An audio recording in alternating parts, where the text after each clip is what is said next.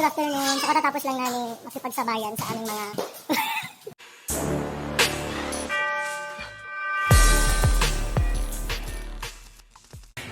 Sunod talaga kami, promise.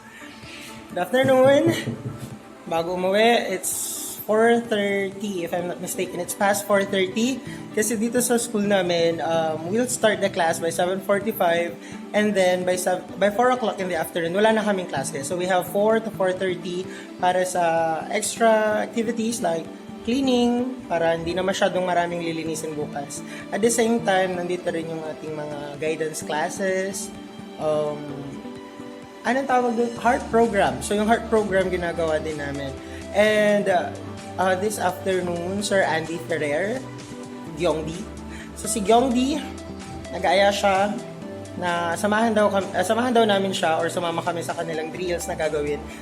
Before, yung drills kasi ginagawa nila before starting their training for volleyball. Kasi Gyeongdi is a volleyball coach.